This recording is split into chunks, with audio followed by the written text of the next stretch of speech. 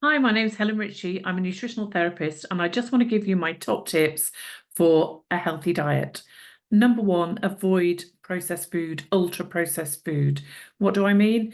Pretty much anything that's made in a factory that has a long list of ingredients, many of which you don't know what they are. A lot of them can be chemicals, and chances are they're not ingredients or things that you will put in your own cooking. So avoid them. They tend to be high in fat, high in sugar. They're highly addictive, and we really don't know what they're doing to our bodies or our brains. So avoid. Next tip is cut down on the amount of refined starches and sugars you're eating. We all know sugar is not good for us. It's highly addictive as well, like ultra processed food.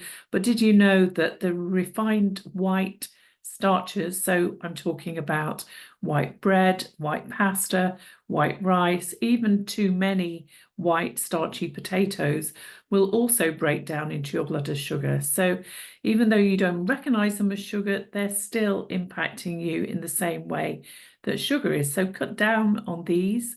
And if you can, as well as cutting down, maybe replace them with whole grain versions. So whole grain rice, whole grain pasta, whole grain bread would be better alternatives. My next tip is to make sure you're eating enough protein. Most people I see are not. As we age, we need to make sure we're eating enough to avoid muscle wastage. So if you think about eating 1 gram per kilo of body weight per day, or 20 grams of protein at every meal. So what am I talking about? Eggs are a brilliant source of protein. They're relatively low cost and they're full of protein, healthy fats, and lots of other vitamins and minerals. If you're not a vegetarian or vegan, then all the animal proteins contain all 9 of the essential amino acids. So I'm talking about meat, fish. I've already talked about eggs, dairy, cheese. If you are a vegetarian or vegan, then obviously there are vegetable proteins in pulses. So we're talking chickpeas, lentils, mushrooms, quinoa, but make sure you're eating protein at every meal. It also helps you to feel full and stay feeling full for longer, especially when you're cutting down on the starches. My next tip is not to fear fat. We live in a fat phobic society.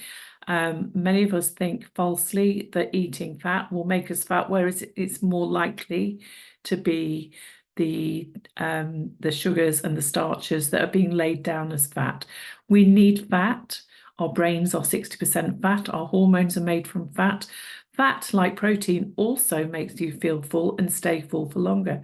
So don't skimp on the fat, but make sure they're healthy fats. So extra virgin olive oil, nuts, seeds, avocados, and oily fish, which contain the omega-3 fatty acids that most of us are not getting enough of and we need for our brains.